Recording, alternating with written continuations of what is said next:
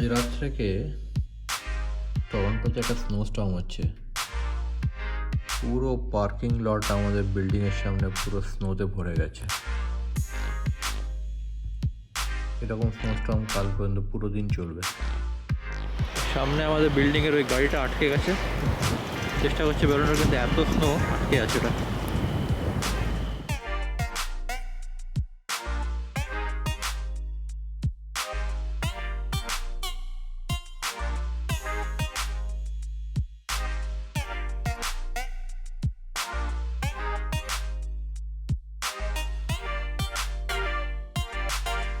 সকালবেলা উঠে আজকে স্নোস্টর্ম হচ্ছে, বাট তাও অফিসে আমাকে যেতেই হবে, অনবোর্ডিং আছে। তাই এইখানে আমাদের পার্কিংয়ে একজনের গাড়ির এই অবস্থা, জানলা দিয়ে স্নো উড়ে এসছে।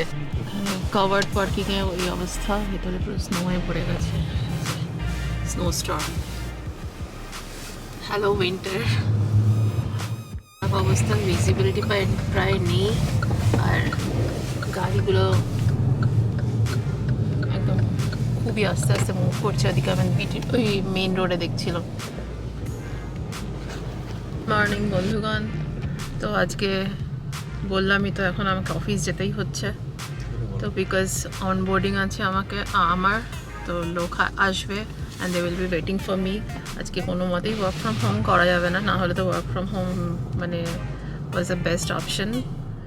বাট এই বাইরের যে অবস্থা, এই হচ্ছে বাইরের অবস্থা, প্রচণ্ড স্নোস্টর্ম আর ভিজিবিলিটি একদম বাইরে কিছু নেই। ওরও ড্রাইভ করে কিরকম ফিলিংস হচ্ছে? খুব দারুণ লাগছে। দারুণ লাগছে, হ্যাঁ, এত স্নো মনে হচ্ছে অ্যাটলিস্ট এটা বোধ হয় 7-8 সেন্টিমিটার স্নো তো আছে এতে। মানে রাস্তা কিছু দেখতে পাচ্ছি না, যদিও ওটা এখন একটা বেশ বড় রাস্তা। Kipling is a pretty big road, কিন্তু খুবই এই গাড়িটা এমন বোধহয় ঘুরে যাচ্ছে। হ্যাঁ, মানে বোঝা যাচ্ছে না যে কোনটা রাস্তা। লেনগুলো তো ঢেকেই গেছে, ইনফ্যাক্ট ডিভাইডার যেগুলো সেগুলোও আর দেখা যাচ্ছে না। গাড়ি আমার পুরো উইন্টার টায়ার থাকা সত্ত্বেও স্কিড করছে, খুবই আস্তে চালাচ্ছি, লেন ডিভাইডার কিছু বুঝতে পারছি না, এরকম অবস্থা। আন্দাজে চালানো ইটস ভেরি ডিফিকাল্ট। হ্যাঁ, এরকম নর্মালি এরকম টাইমে কেউ চালায় না, মানে ট্রাভেল অ্যাডভাইজারি ওয়ার্নিং থাকে, কিন্তু উপায় নেই, এখন তো যেতে হবে। বাট আমার গাড়িতে উইন্টার টায়ার আছে, তো একটা সুবিধা এটা। টরন্টোতে winter tyre is not mandated, but আমি উইন্টার টায়ার লাগিয়েছি। উইন্টার টায়ার থাকলে সুবিধা এটা হয় যে এক তো গাড়ির সেফটি খুবই ইম্পর্টেন্ট, প্লাস আপনার ইন্স্যুরেন্সটা কমে যায়, তো সেই জন্য একদিকে সুবিধা। ব্রেকটা ভালো ধরে আর কি কম্পারেটিভলি।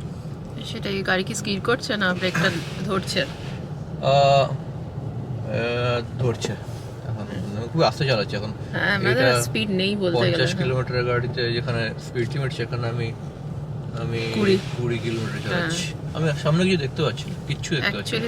একদমই কিচ্ছু দেখা যাচ্ছে না।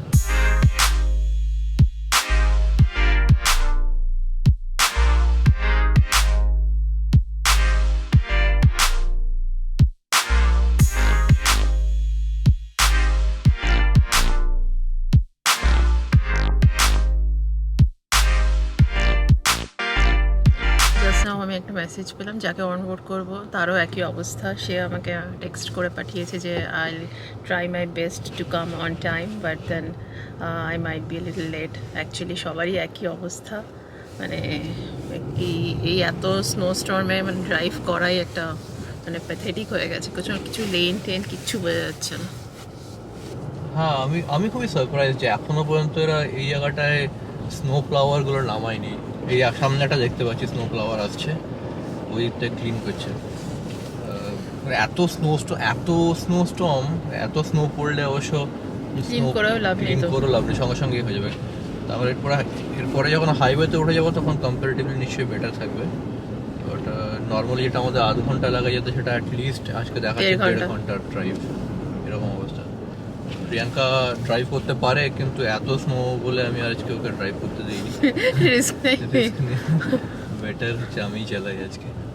আমার মনে হচ্ছে গাড়ি যেন রাস্তায় না চালিয়ে মনে হচ্ছে যেন একটা কিছু ফ্লোট করছি, এরকম টাইপের মনে হচ্ছে। এই অবস্থা, আর গাড়িগুলো হার্ডলি মুভ করছে। জানি না সামনে কি হয়েছে, মেবি বিকজ অফ স্নো, মানে এত লেট হচ্ছে আর কি। সবাই ধীরে ধীরে চালাচ্ছে আর অনেক ট্রাফিক হয়ে গেছে।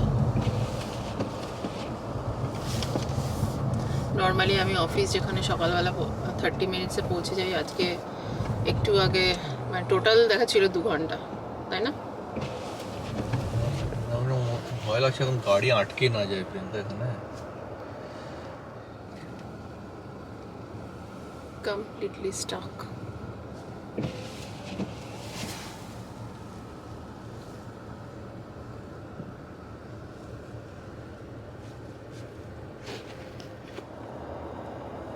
জুম উড়ে আসছে আসছে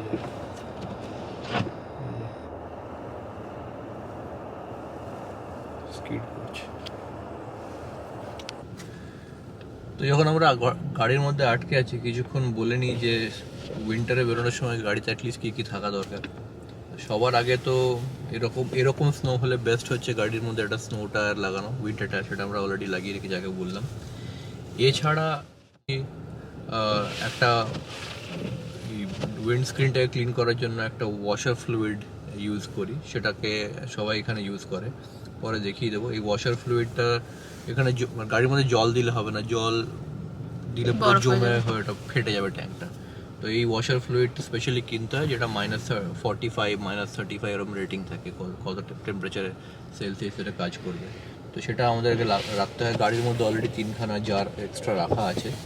এছাড়া একটা স্নো ব্রাশ রাখবো, স্নো ব্রাশটা এখন গাড়ি স্কিড করলো। এছাড়া একটা স্নো ব্রাশ রাখতে হবে, যেগুলো আমরা লাকি, কারণ আমাদের আন্ডারগ্রাউন্ড কাভার্ড পার্কিং আছে, সুতরাং আমার গাড়িতে যখন আমি বেরোচ্ছিলাম তখন স্নো কিছু জমেনি। কিন্তু আমার সামনে এত গাড়ি দেখতে পাচ্ছেন যার পুরো সামনে পিছনে মাথায় বরফ জমে গেছে। তো গাড়ি তাদেরকে আগে ক্লিন করতে হয়, উইন্ডশিল্ড, ব্যাক স্ক্রিন, পিছনটা। এবং ইম্পর্টেন্ট হচ্ছে যে যারা বাইরে গাড়ি রাখে তাদেরকে রুফটাকেও ক্লিন করতে হবে, না হলে ফাইন লেগে যাবে। তার কারণ আছে, রুফটা না ক্লিন করলে গাড়ি চালাতে পারবেন, কিন্তু যখন হাইওয়েতে গাড়ি চলে বা রাস্তায় গাড়ি চলে তখন ওই বরফগুলো পিছনের গাড়িতে হাওয়াতে পিছনের গাড়িতে এসে লাগতে পারে। তো সেটা that can cause an accident, মানে পুলিশ যদি ধরে তাদের ফাইন করতে পারে। আর গাড়ির মধ্যে অবভিয়াসলি বেস্ট হয় যদি হিটেড সিটস এবং হিটেড স্টিয়ারিং নেন, সেটা খুবই সুবিধা। তাহলে আর গ্লাভস পরতে হয় না। গাড়ি ফুল ট্যাঙ্ক করে রাখবেন, কারণ বা যতটা সম্ভব ট্যাঙ্ক ফিউল ভরে রাখবেন, কারণ যেমন এইটাই আধ ঘন্টার জার্নিটা 1.5 ঘন্টার উপর দেখাচ্ছে। তো কখন আটকে যাবেন, কত ঘন্টা আটকে যেতে পারেন, কোনো ঠিক নেই। টরন্টো বড় শহর বলে অতটা অসুবিধা হয় না, কিন্তু যদি ছোট শহরে থাকেন তাহলে স্নো ক্লিনিং মানে ইকুইপমেন্ট কম থাকে ওদের, তো সেখানে অনেক বেশি সময় আটকে যেতে পারেন। গাড়ি সামনে চলেছে, গাড়িটা পাশের গাড়িটা ভুলভাল চালাচ্ছে। দেখুন এই গাড়িটা স্কিড করে করে কিরকম বেঁকে বেঁকে যাচ্ছে, পাশে দিয়ে যাচ্ছে। তো নিশ্চয়ই স্নো টায়ার নেই, উইন্টার টায়ার নেই। আরো ভয় লাগছে কোন সময় লাগিয়ে দেবে। সামনে গাড়িটা বরফে পুরো আটকে গেছে, এখন ঠেলতে হচ্ছে, এমন অবস্থা। বন্ধুগণ, দ্য লেটেস্ট আপডেট ইজ আমি যাকে অনবোর্ড করছিলাম, যে ক্যান্ডিডেটটা আসার কথা, সেই আমায় কল করে বললো যে, প্রথমে বলেছিল, আমি ওকে ফার্স্টে কল করলাম যে ও আসছে কিনা দেখার জন্য, কারণ এই ঝামেলার মধ্যে যাবো, তারপর যদি ওই না আসে তাহলে আর প্রবলেম হয়ে যাবে। তো ও বলছে আমি বেরিয়েছি, আসছি। আমি আর ঠিক আছে, আমিও তারপর যাচ্ছিলাম। আলটিমেটলি মনে হয় এবার গাড়ি ড্রাইভ করে বুঝতে পেরেছি যে আসতে পারবে না। আমাকে এখন ইন দ্য মিডল কল করে বলছে যে ও মানে গাড়ি এর মধ্যে আসতে পারবে বলে ওর মনে হচ্ছে না, ইটস গেটিং ডিফিকাল্ট। সো ও মেবি আজকে স্কিপ করে কালকে আসবে। হ্যাঁ, ঠিক আছে, তাহলে আমিও বাড়ি যাই। আর তো আমার ওখানে গিয়ে কাজ নেই, কারণ এখানে এখনও কিছু না হলেও আমার 1 ঘন্টা লাগবে যদি অফিস পৌঁছে। জানলাগুলোতে পুরো বরফ হয়ে যাওয়াতে কিচ্ছু ভিজিবিলিটি ছিল না। জানলাগুলো খুলে একটু ক্লিয়ার করতে গিয়ে সব ভেতরে এই যে বরফে পড়ে গেছে, তো গলে গেছে। আর বাকি হাইওয়েতে ওঠার চেষ্টা করছি নাকি। হ্যাঁ, মেইন রোডগুলোতে খুব বাজে অবস্থা। হাইওয়েতে যদি হাইওয়েটা ক্লিন থাকে সেই জায়গায় আর কি যাচ্ছি। ব্রিজেও সব গাড়ি আটকে আছে।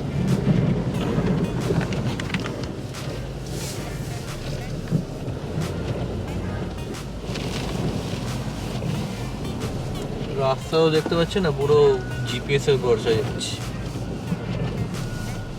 এটা এমার্জেন্সি লাইট জ্বালিয়ে চলছে। একটা গাড়ি আটকে গেছে, ভয় পেয়ে গেছি যে গাড়িগুলো যেন আটকে না যায়, তাহলে ব্যাস ধন্যবাদ। একটা আটকে গেলেই সব আটকে যাবে।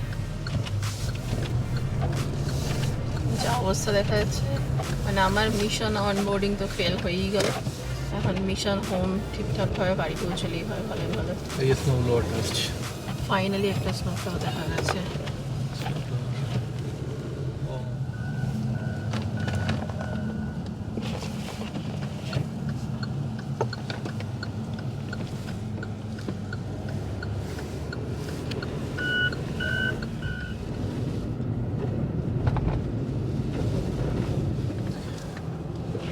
আরেকটা ইম্পর্টেন্ট জিনিস হচ্ছে এরকম টাইপের স্নো যখন পড়ে আর কি, তো অবশ্যই গাড়ির ডিফগারগুলো অন করে রাখতে হবে।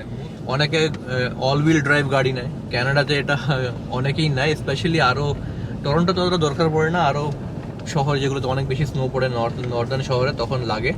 বাট দুখানা বাস আটকে গেছে, মানে এমন অবস্থা হয়েছে।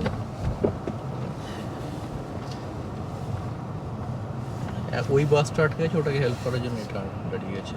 হ্যাঁ অ্যাজ ইউজুয়াল। এবার এখানে আবার ট্রাফিক আটকে গেল। ওই দূরে বিল্ডিংটা দেখা যাচ্ছে এখানে একটুখানি। খুবই বাজে ভিজিবিলিটির জন্য আমাদের বাড়িটা দেখা যাচ্ছে না, একদম সামনেই, কিন্তু এখানে এসে আটকে গেছে। বাড়ি পৌঁছতে মোটামুটি অফিস তো পৌঁছতেই পারলাম না, হাফ হয়ে যেতে পারলাম না, তাতেই এতক্ষণ মানে 2 ঘন্টার ওপর হয়ে গেল গাড়িতে এই করছি। খিদে পেয়ে গেছে, এখন খাবো। আমার ভিডিও করছি আচ্ছা, ঘরে একদম কাছে এখান থেকে। আর ঘরে তো একটু আগে তুমি ভিডিও করলাম না, তো কিছু না হলে 15 মিনিট হয়ে গেছে, ওই একই জায়গায় দাঁড়িয়ে আছি আমরা এখনো। হেঁটে গেলেও তো আগে পৌঁছে যাবো এখন, হ্যাঁ, কি অবস্থা। কখন পৌঁছবে এখন বোঝা যাচ্ছে না। খাই আমি। ওই সামনের বিল্ডিংটাই আমাদের, কিন্তু আমরা পৌঁছতে পারছি না। এদিকে ঢুকবোই করে গো।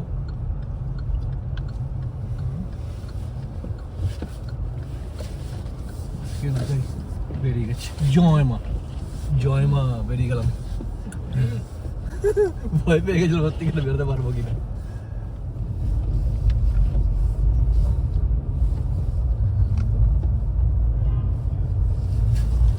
আস্তে আস্তে আস্তে আস্তে আমি কিছু করিনি।